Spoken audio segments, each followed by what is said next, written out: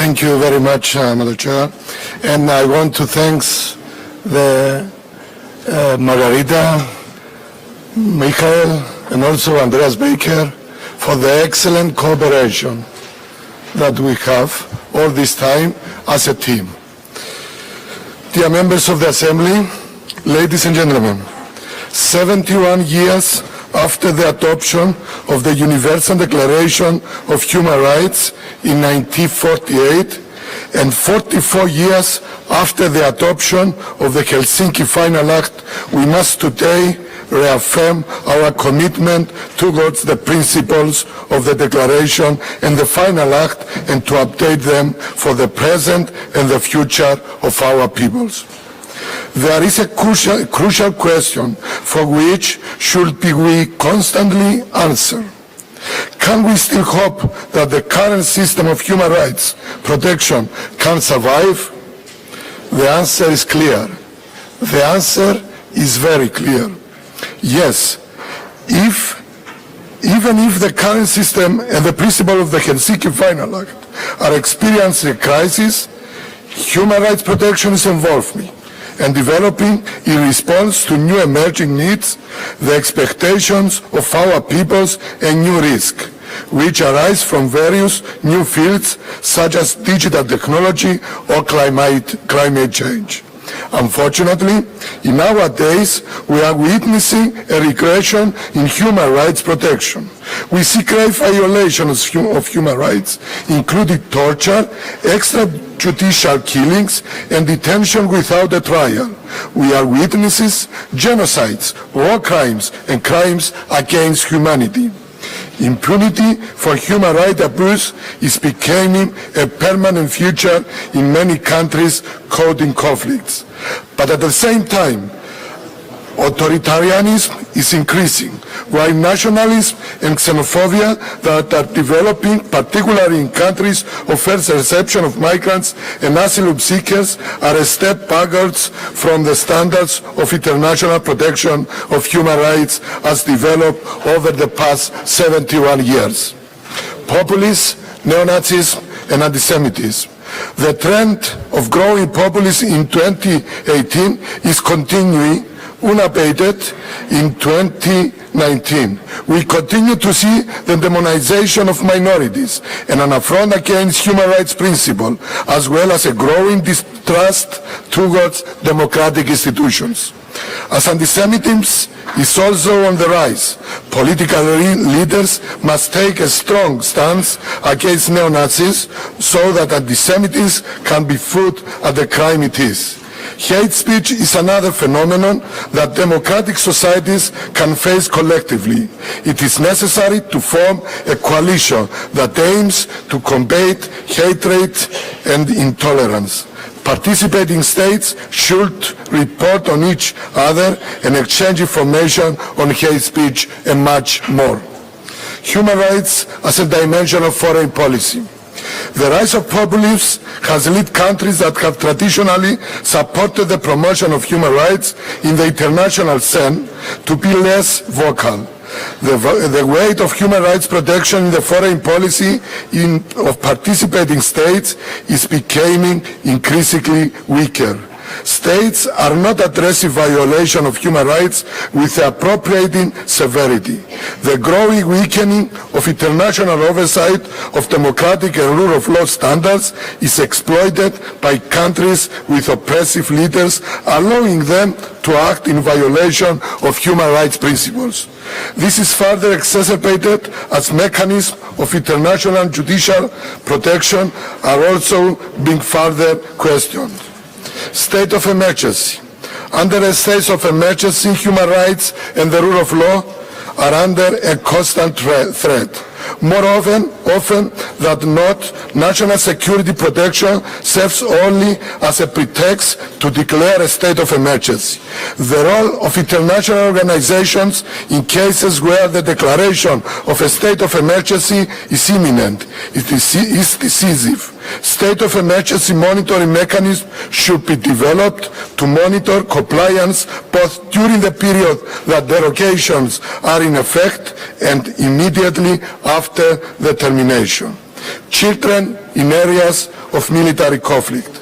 Children living in conflict zones around the world continue to suffer extreme violence and serious human rights violations in 2018. Children became victims in accidents caused by explosive remnants of war. Schools, students, teachers often became targets. Displacement of children all too often results in separation from their parents. Obstructions to their access to health care, education, clean water and sanitation have also resurfaced as a threat in the OSCE region. In eastern Ukraine, about 0.7 million children are being deprived of their right to education and are facing a host of other deadly threats. In 2019 marks the 30th anniversary of the Convention on the Right of the Child. On this occasion, we must finally make protection of our children in conflict zones our number one priority. Genocide as a war crime. Genocide is a war crime, and its repetition in several conflicts is still an imminent danger or sadly a reality. 70 years after the adoption of the Convention of the Prevention and Punishment of the Crime of Genocide, its goals remain a key challenge. Remembrance of genocide is necessary so as to cultivate awareness and prevent the repetition of such horrific crimes. States must exhibit greater determination for the eradication of modern type of slavery, namely human trafficking, sexual exploitation, child labor, forced marriages, coercive military recruitment of children, and their use in armed conflicts, as well as economic exploitation. Particular focus must be placed on the dire consequences of this ill phenomenon on children's physical, mental, moral, and social development. A particular vulnerable group are stateless children who have restricted access to basic rights and services and may face lifelong discrimination. Moreover, being deprived from official documents, they run the risk of being subjected to violence and trafficking. Every child has the right to have a name and a citizenship. Governments are called upon to take all necessary measures in order to stateless children to understand their right to citizenship. Refugees fleeing war areas and usually having an illegal resident status face health problems, discrimination and persecution.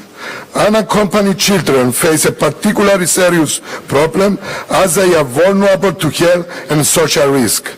Ensuring refugees' basic human right to health and their access to national health systems constitutes the best strategies in terms of saving lives, minimizing the cost of care and protecting the local population.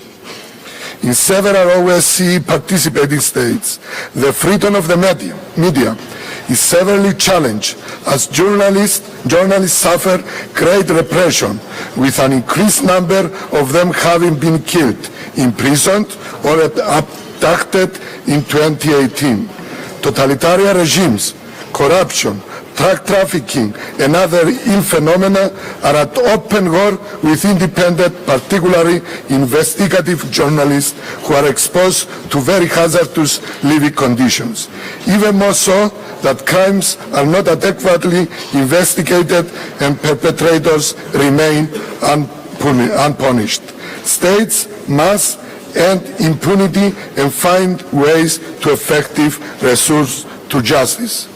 Similarly, human rights activists are often victims of their criticism of state authorities. There are numerous cases of activists being imprisoned without trial and even going on hunger strikes due to their detention in states of emergency conditions. Millions of women are victims of inequality and harassment, both during peace and in conflict regions. Regrettably, the goal of ending violence against women is still very remote, as anti-gender rhetoric continued also last year.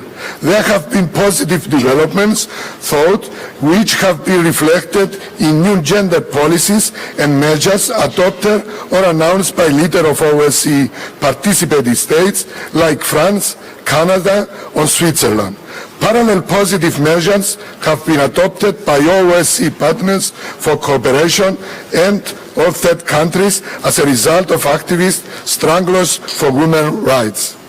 Regrettably, individuals with a different sexual orientation continue to suffer killings, persecution, torture, and other serious human rights violations in several countries and regions in OSCE. It is also the case that they remain prisoners of such regimes as official authority destroyed or confiscate their official papers, as perpetrators usually remain unpunished.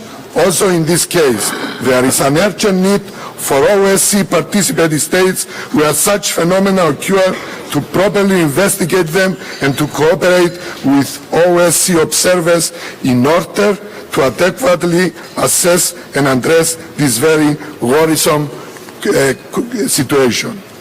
Regrettably, persisting conflicts have their heavy toll on human rights of civilians.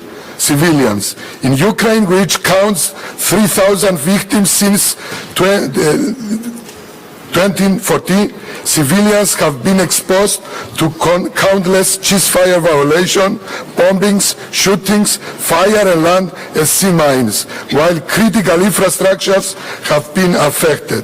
In eastern Ukraine, the needs are huge for medical health and psychological trauma care and demand protection, as well as need pertaining to shelter, health, living resources, water drainage, and water hygiene.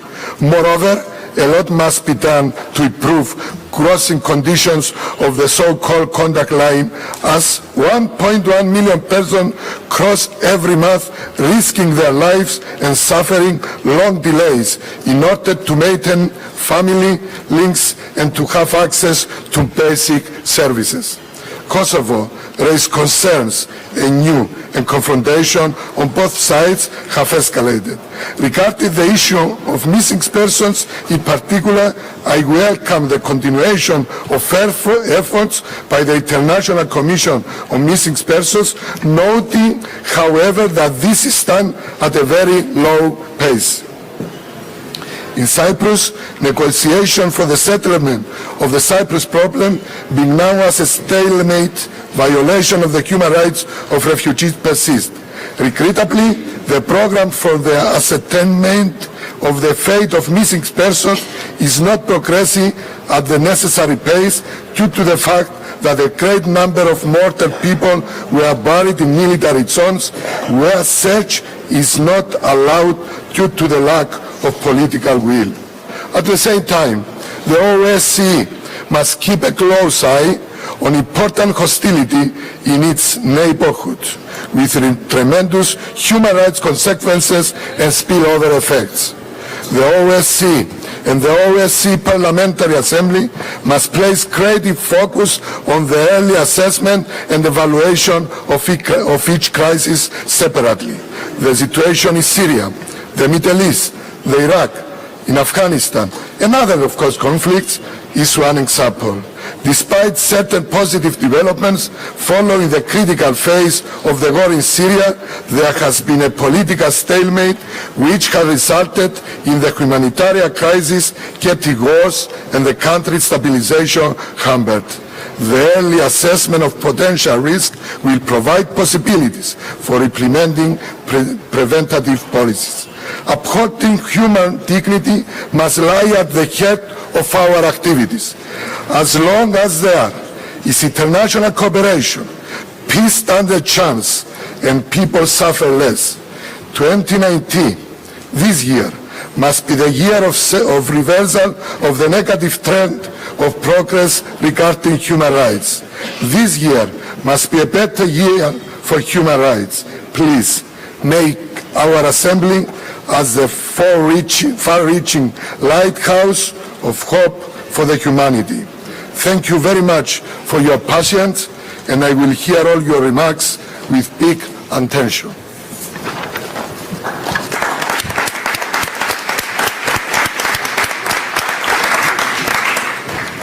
Congratulations, Mr. Hadjiyianni. Your applause shows that you have been understood by our delegates, and we now have time for your ideas or remarks, if you want to present them about the ideas and the perspectives Mr. Hadjiyianni has given us. Please note that I will close the speakers list in 3 minutes. We have, as of now, 7 speakers applied in the list. Передаю слово вице-президенту Сената Узбекистана Светлана Артикова. Спасибо большое, госпожа спикер. Здравствуйте, уважаемые коллеги. Хочу воспользоваться этой высокой площадкой и рассказать о тех реформах, которые происходят у меня в стране. Сегодня, кстати, об этом неоднократно говорилось, и в том числе в сфере человеческого измерения. Полагаю, что заседание этого комитета именно по демократии, по правам человека и гуманитарным вопросам является удобной площадкой для этого по одной существенной причине. ОБСЕ – это ведущий партнер Узбекистана в деле укрепления институтов демократии и обеспечения прав человека. Таким образом, можно сделать вывод. Достижение моей страны в этой сфере – это одновременно достижение и структур ОБСЕ. Важным подтверждением приверженности Узбекистана реформам в сфере защиты прав и интересов человека может служить проведение в ноябре прошлого года в Самарканде Азиатского форума по правам человека, который был посвящен 70-летию Всеобщей декларации прав человека и направлен на определение и оценку значимости этого важного документа. Для чего это нужно было? Это нужно было для того, чтобы Центральноазиатский регион дальше развивался именно в сфере человеческого измерения. Здесь отрадно отметить, что в этом мероприятии приняли участие представители ведущих международных организаций правозащитной тематики, включая и ОБСЕ. Кстати, принята дорожная карта по реализации рекомендаций, принятых на форуме. Важным достижением данного форума, безусловно, считается подписание меморандума о взаимопонимании между палатами парламента Узбекистана, БДИПЧ ОБСЕ и координатором проектов ОБСЕ в Узбекистане. И, конечно же, в рамках этого документа планируется совместная работа по совершенствованию законотворческого процесса, механизмов осуществления парламентского контроля и, конечно, многое другое. Пользуясь случаем, разрешите выразить свою глубокую признательность госпоже Гислатадир, директору БДИПЧ ОБСЕ, господину Церетели, президенту ПАО ОБСЕ, и лично вам, Маргарет, за активное участие и содействие в организации данного мероприятия. Мы прекрасно понимаем, что в Узбекистане еще много проблем. Далеко не все идеально в сфере человеческого измерения. Важно другое. Важно то, что к решению накопившихся проблем мы подходим системно и осознанно. В настоящее время моя страна приветствует реализацию двухсторонних программ и проектов с международными организациями, включая БДИПЧ ОБСЕ. Это должно быть направлено на укрепление демократических институтов страны и решение социальных проблем. Уважаемые коллеги, Узбекистан сегодня открыт миру.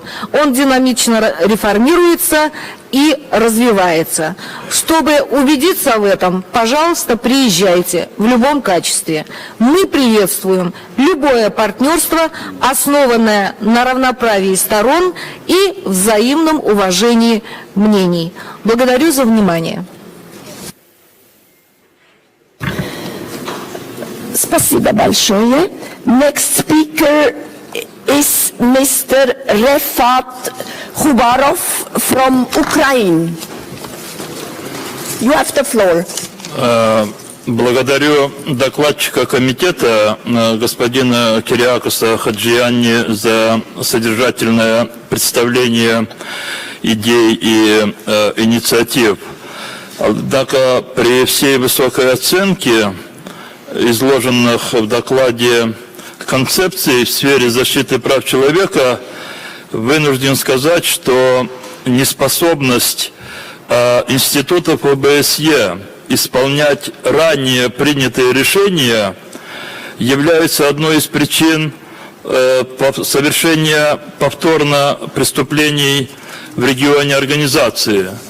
В этом контексте позволю напомнить всем нам одну из наших предыдущих деклараций, бакинскую, принятую на 23-й ежегодной сессии 28 июня, 2 июля 2014 года.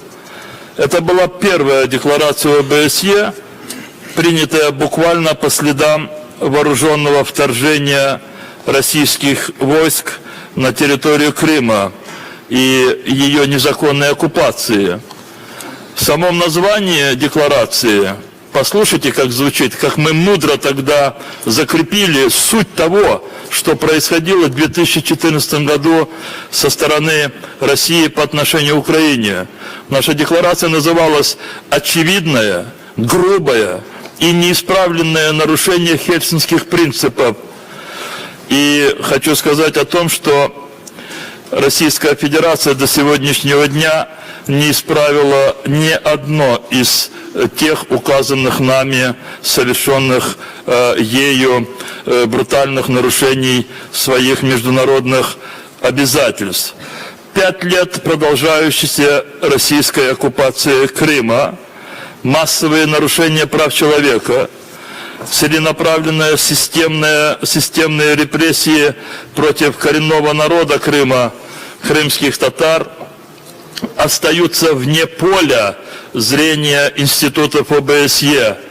Специальная мониторинговая миссия ОБСЕ по Украине, которая обладает мандатами, полномочиями посещать все регионы Украины, она не может въезжать на территорию Автономной Республики Крым и города Севастополя для того, чтобы подтвердить нам грубые нарушения прав человека на территории Крыма, для того, чтобы предоставить нам доказательства насильственных похищений и убийств людей, для того, чтобы показать нам слезы матерей и детей более 100 политзаключенных, более половины из которых крымские татары. Совершаемые сегодня на оккупированных территориях Украины, в Крыму, а также отдельных районах Донецка, Донбасса, они остаются без нашего реагирования, и в этом есть слабость нашей организации. И мне очень хотелось бы, чтобы в наших последующих организациях наявность оккупации Крыма, она стыдливо не замалчивалась, она упоминалась в первую очередь. И то вооруженное нападение, которое недавно случилось в Черном море у Керченского пролива, это есть следствие, в том числе нашего замалчивания оккупации Крыма Российской Федерации. Не разрешение вопроса деоккупации Крыма является угрозой для того, чтобы такие преступления совершались повторно. Я вас благодарю за внимание. We have to move on. Next speaker is Mr. Recep Aktak from Turkey. You have the floor. Thank you, Madam Chairperson. Fundamental human rights and freedoms, democracy and the rule of law are universal values. They belong to all of us. Some of us use these values as a tool to blame, to teach, to patronize. Ironically, they overlook their own practices or conceal their own shortcomings. This hypocrisy is difficult to tolerate. It impedes constructive dialogue and undermines our common principles. On 15 July 2016 in Turkey, millions formed a united front against plotters who tried to suspend our country's constitution, shot and killed at civilians and bombed the parliament. Unfortunately, Turkey's allies, some of our friends in the West, have been unable or unwilling to understand the threats that Turkey faces and the true nature of FETÖ as well as other terror groups. It is unacceptable that refraining from extraditing or even worse, granting asylum to fugitive members of the terrorist organizations by our friends and allies. Turkey is a state of law. We have been and will continue to do whatever our nation's security requires within the law. No one is detained or removed from office arbitrarily without any evidence. Similarly, one participating state, after the fall of the Iron Curtain, suspended hundreds of thousands of civil servants due to their link to the communist regime. The same country continues to suspend public servants because of their affiliation to an extremist right group. We all should agree on one thing. Being a journalist or holding another proficiency does not prove that you are innocent or do not commit a crime. Journalists who are at the cause or being jailed are either persons who are members of PKK or aided and abetted it, or members of FETÖ or affiliated to Daesh, or they committed crimes like murder. After terror attacks in one participating state, persons who played down these attacks in their social media posts were immediately arrested and put on trial. In another participating state, even praising terror is considered an act of terror. Similar steps in Turkey are immediately criticized. This is a double standard. Furthermore, political parties and their representatives are expected to stay away from terrorism, terrorist organizations and directions. European officials make half-hearted statements to condemn PKK attacks, but say nothing about those who support them. They say that the EU considers the PKK a terrorist organization, but allow PKK to operate freely in Europe. Could you imagine deputies in Europe who defend Daesh, glorify their terrorist acts and defy court orders? Remember the case of a neo-Nazi party in one participating state. In 2013, its chairman and several deputies were presented with criminal charges and put in pretrial detention. We have not seen any EU official criticizing this government. Finally, those countries which display such a double standard are themselves home to extremely worrying trends. Far-right movements are gaining ground. Islamophobia, including its violent forms, is on the rise. Regrettably, these issues are not adequately addressed here in the OSCE. I pass the floor to Ms. Laura. Some countries prefer to brush this topic under the carpet. Thank you, Madam Chairperson. Ms. Laura Castel from Spain has the floor. Thank you, Ms. President. 1 week ago, the trial against Catalan pro-independence leaders began in Madrid. 12 people stand accused of crime of rebellion, sedition, disobedience, and embezzlement of public funds for their role in the events surrounding the referendum on independence held on 1st of October of 2017. Of these, 9 have spent over a year in pre-trial detention. 6 members of the Catalan government, the president of the Catalan Parliament, and 2 grassroots activists. We Catalans denounce the violation of the rights to the ideological freedom, freedom of expression, and the right of manifestation. And recall that the Constitution, Spanish Constitution, prohibits the criminalization of political dissent. We question the impartiality of the investigation of civil war, but also the legitimacy of the public prosecutor's office, the popular accusation of extreme right political party, and the state advocacy. We can affirm that Spain accomplished in different levels the 4 evidence of autocracies, according to the political scientist Juan Linz. A weak compromise with democratic rules, denying the legitimacy of adversaries, tolerance or promotion of violence, as 1st of October or far extreme right self-behavior show, and limitation of civil freedoms of adversaries, including the medias. According to these political scientists, the death of a democracy can take back in time at the moment when a political party shows similarity with extremists at its ideological ban instead of the moderate political parties of the other ideological side.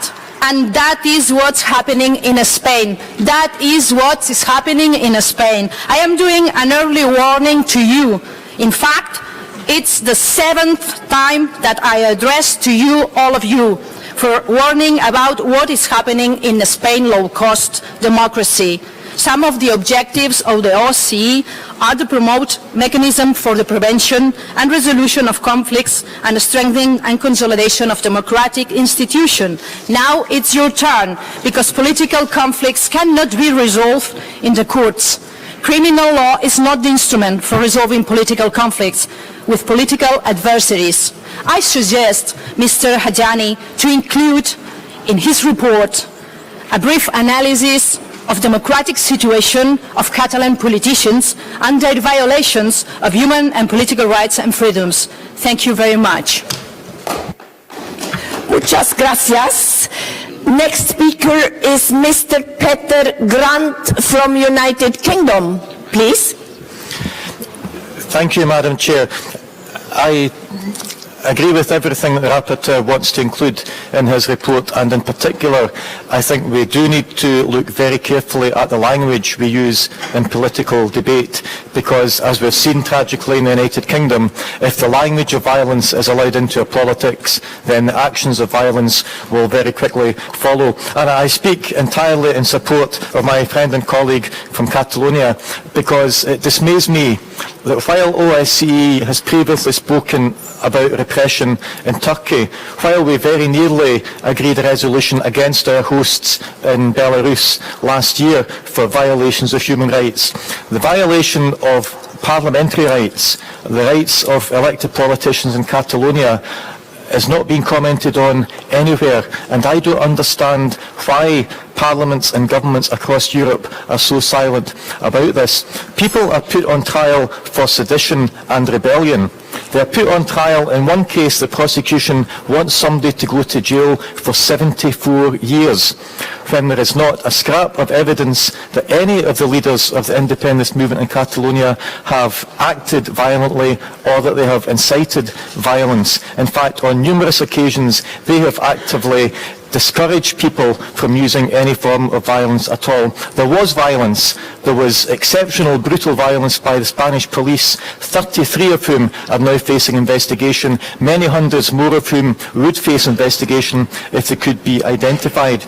Now, the question about what is the constitutional future of Catalonia is not a question for me to answer. It's not a question for OSCE to answer. We have to leave that to the people of Catalonia and their elected politicians. But the way in which this question is addressed is of fundamental importance to all of us. It is a political question, a political disagreement that must be addressed through political dialogue, and when that is finished, through the democratic process of giving the people a say. Our colleagues, our fellow parliamentarians faced 20 years in jail because they gave the people a chance to have their say. That is all that they did. We can agree or disagree with what those politicians want to achieve, but please stand in solidarity with politicians whose only crime was to carry out the promises that they made to the people and on which they were elected by the people. The Constitution of Spain is not the master of the people. The Constitution of any democracy is a servant of the people. The police in a democracy are the servants of the people. The court system is the servant of the people. When these institutions of the state are used to deny the will of the people, then democracy is in severe danger. Please include reference to Catalonia in the report for the annual assembly this year. Thank you. Thank you. Передаю слово российской делегации господин Николай Брикин. Благодарю вас, госпожа председатель, уважаемые коллеги. В своем докладе господин Hadjiyianni глубоко посмотрел на все эти проблемы, которые сегодня существуют, на пространстве ОБСЕ, и я думаю, что благодарен ему очень за это. Но я бы хотел остановиться на той тематике и проблеме, которую он озвучил. Это сегодняшний неонацизм. Современный неонацизм – это не только молодой бритоголовый юноша, выкрикивающий оскорбительные лозунги в адрес представителей различных национальностей и религиозных концепций. Многие партии, именующиеся ультраправыми, право-радикальными, представляют интересы нацистов в парламентах многих государств.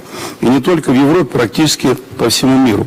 Нацистская символика, нацистская литература, аудиоматериалы продолжают распространяться через границы, привлекая ряды нацистского новой свежей силы. Невзирая на тот ужас, который довелось пережить нашим статистикам во время Второй мировой войны, неонацизм расцветает на просторах Восточной Европы и на постсоветском пространстве. В Литве, в Эстонии ненацистские организации пользуются покровительством власти. В латвийской столице проходят марши ветеранов ВАФ-НСС и их сторонников. Участники с флагами Латвии, Эстонии, а также Украины маршируют по центру города.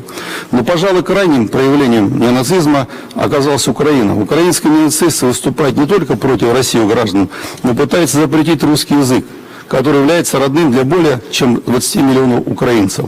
Говоря о том, что конкретно имеется в виду под чертами неонацизма на Украине, уточняю, неонацисты абсолютно не скрывают своих позиций, они публично говорят о своей приверженности идеологии нацистов, занимаются организацией нацистов. Все это очень хорошо известно всему миру проявления. Верховная Рада внесла поправки в закон о статусе ветерана войны, усиливая социальную защиту участников военно-националистических организаций, в том числе запрещенной в Российской Федерации Украинской повстанческой армии. Депутаты Львовского областного совета объявили 2019 год годом лидера организации украинских националистов Степана Бендера. Это биоживотное, которое в крови погрязло, и на руках, у этого человека многие жизни. Я бы просил нашего уважаемого докладчика к 28-й ежегодной сессии эту тему очень основательно включить, потому что это беда, которая сегодня стоит на пороге, у ворот и у дверей наших домов. Благодарю вас за внимание.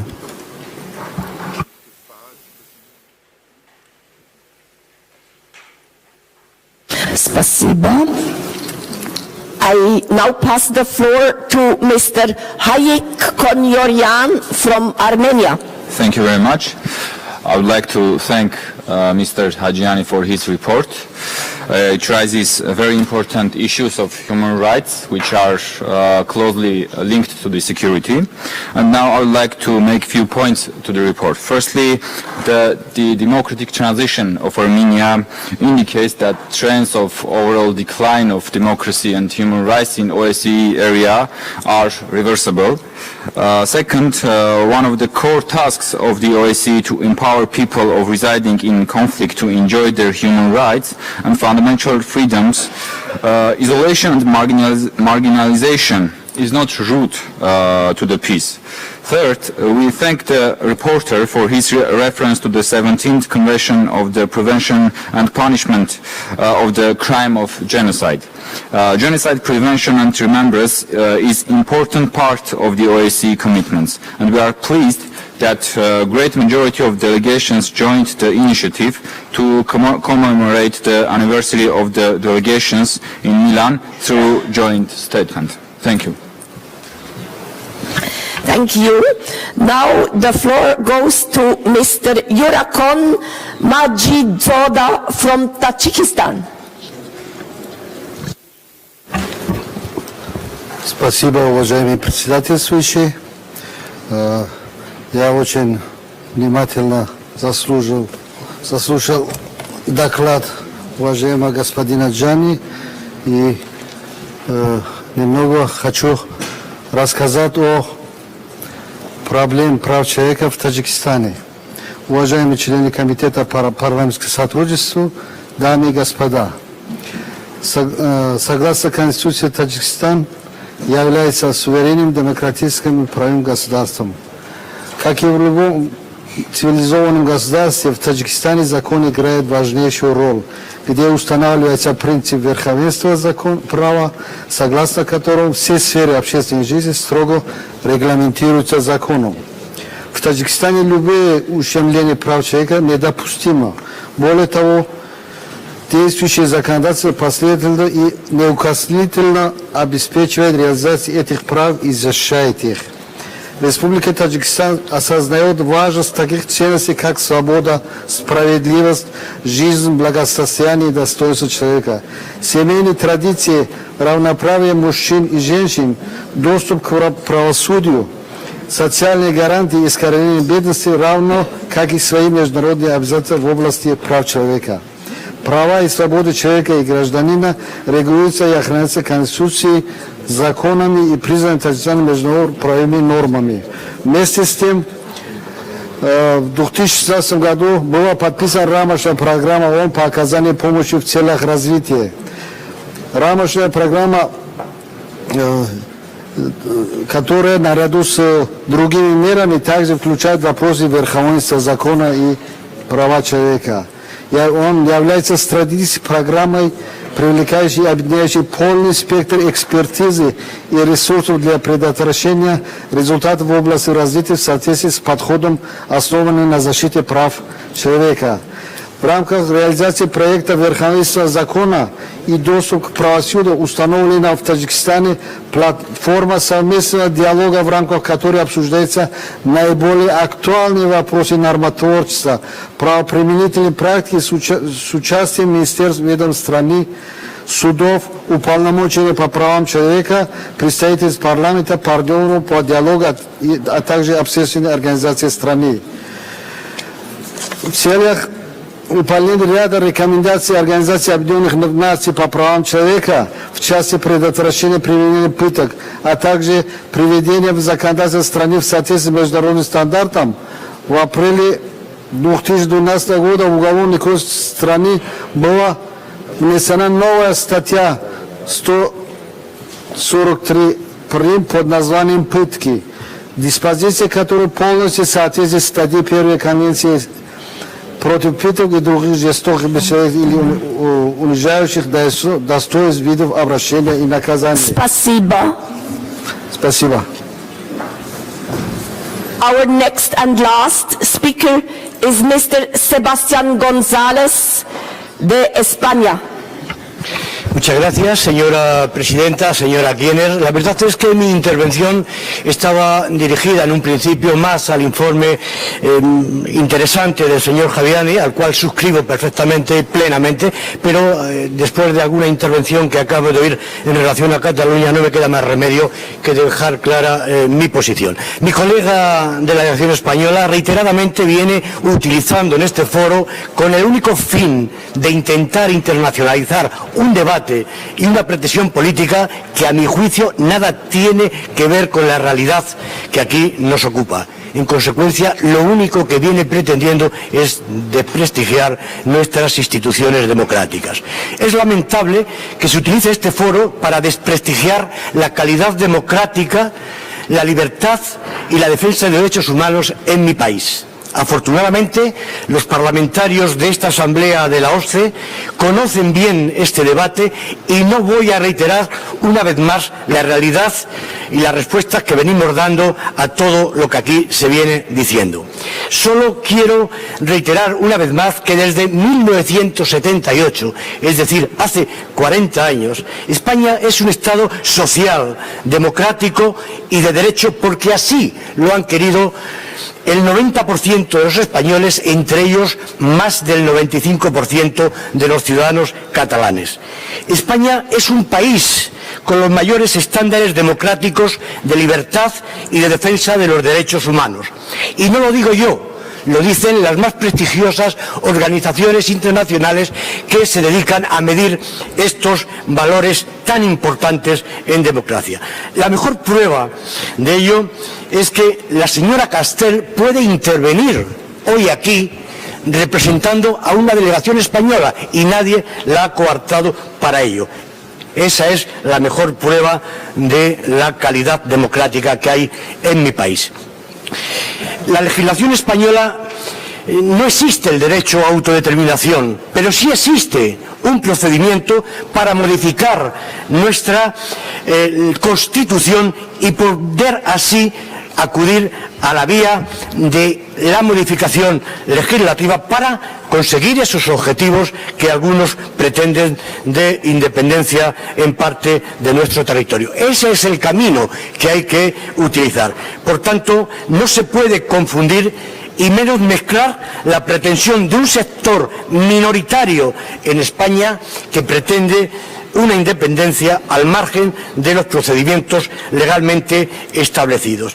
Y eso quiero reiterarlo y dejarlo muy claro en este foro. La calidad democrática en España, la libertad y los derechos humanos se defienden en primer nivel. En España no hay presos políticos. En España no hay personas que por sus ideas se les haya encarcelado. No existe eso en España. En España hay personas que han sido detenidas porque han cometido delitos. Afortunadamente, desde hace 40 años en España no hay presos políticos. En España lo que sí que hay son personas políticos que han cometido delitos graves contra la democracia, rebelión, sedición y termino, Presidenta. Y concluyo diciendo... I have to close. Gracias. And I pass the floor to our rapporteur, Mr. Hadjiyianni, if you have a short reaction only before we pass on the next block. Thank you, Madam Chair. I thank you very much for all the constructive remarks. We will appreciate and we will come back. And of course, there are some aspects of human rights that are not, they are divide us and not unite us. We have to use the human rights just to unite us. Thank you very much.